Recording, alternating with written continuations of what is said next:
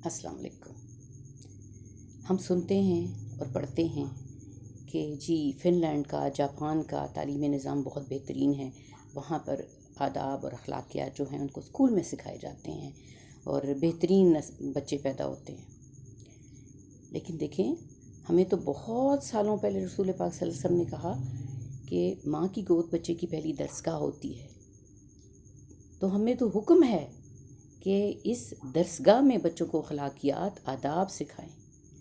ٹھیک ہے، بڑوں کا احترام کرنا، اخلاق سے پیش آنا اور ماں باپ کا فرما بردار ہونا، یہ تو ہمیں کہا گیا ہے کہ جب بچہ چھوٹا ہوتا ہے، جو ماں کی گود کا بچہ ہوتا ہے، وہیں سے اس کو سکھانا شروع کریں۔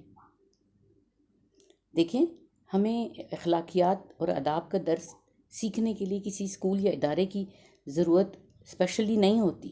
ہم اسکول اور انسٹیٹیوشن میں ان صلاحیتوں کو مزید پالش ہونے کے لیے بھیجتے ہیں۔ اصل چیز تو ماں کی گود ہوتی ہے، گھر کا ماحول ہوتا ہے۔ گھر میں بچوں کو سکھائیں نا، نانا نانی، دادا دادی، چچا تایا، پھوپھیوں کا، خالاؤں کا احترام کریں، ان کے ساتھ ادب سے پیش آئیں، اخلاق سے بات کریں۔ اور جب بچہ 2-2.5 سال کا ہوتا ہے نا، تو یہ چیزیں بہت میٹر کرتی ہیں۔ ہم ان بچوں کو سکھا سکتے ہیں، آپ ان کو سکھائیں، یہ آپ کے دادا ہیں، یہ دادی ہیں، السلام علیکم بولیں، ہاتھ ملائیں، مصافحہ کریں، اور یہ چیزیں ماں سکھا سکتی ہے بچوں کو۔ ہمیں کہیں ادارے میں جانے کی ضرورت نہیں ہے، ہمیں صرف ماؤں کو ٹرین کرنے کی ضرورت ہے۔ مدرس کو ٹریننگ کی ضرورت ہے کہ مدرس کو پتہ ہونا چاہیے کہ بچے ان کو فالو کرتے ہیں۔ دیکھیں، ڈانٹتے ہوئے اگر آپ بچے کو سمجھانے کی کوشش کریں گے، مطلب شرارت کرتے ہوئے اگر آپ سمجھانے کی کوشش کریں گے تو بچہ نہیں سنے گا۔ لیکن امن سے، سکون میں جب آپ کی گود میں ہوتا ہے، جب وہ سونے کے موڈ میں ہوتا ہے، جب وہ فیڈر لے رہا ہوتا ہے، اس وقت اس کو سمجھایا کریں۔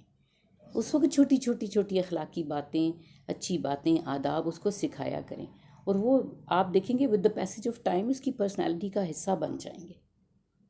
میں تو سب کو کہتی ہوں کہ جب بچے شرارت کر رہے ہوتے ہیں، مستی کرتے ہیں، ان کو کھینچا تانی ان کے ساتھ نہ کیا کریں۔ اس وقت وہ سمجھتے نہیں ہیں، ان کو وہی کام ٹھیک لگ رہا ہوتا ہے جو وہ کر رہے ہوتے ہیں۔ تو لیکن جب بچے آپ کی گود میں ہوتے ہیں، وہاں کی گود میں بچہ آتا ہے، اس وقت اس کو سکھائیں۔ وہ سنتا ہے اس وقت، کیونکہ وہ شرارت نہیں کر رہا ہوتا نا، وہ اس وقت سنے گا آپ کی بات۔ تو ہمارے تو اسلام میں ہے کہ ماں کی گود بچے کی پہلی درسگاہ ہوتی ہے، تو اس درسگاہ کو ٹرین کریں۔ ہماری چھوٹی ینگ ماؤں کو آپ ٹرین کریں، وہ اپنے بچوں کو ٹرین کریں گی۔ ظاہر ہے ماں بنتے ہی وہ اتنی ٹرین تو نہیں ہوتی، بڑے سکھاتے ہیں، گھر کے بڑے ان کو ٹرین کرتے ہیں۔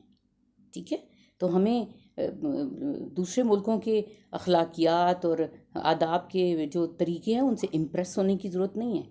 ہمیں ہمارا اسلام سب کچھ سکھاتا ہے۔ ہمیں رسول پاک صلی اللہ علیہ وسلم نے بہت پہلے یہ بتا دیا تھا۔ صرف یہ ہے کہ امپلیمنٹ کرنے کی بات ہے، کہ ماؤں کو یہ چیزیں امپلیمنٹ کرنی چاہیے۔ ٹھیک ہے، ان کو امپلیمنٹ کرنا چاہیے، ان کو یوٹیلائز کرنا چاہیے۔ یہ سب کو پتہ ہوتا ہے کہ آداب اور اخلاقیات کیا ہوتے ہیں۔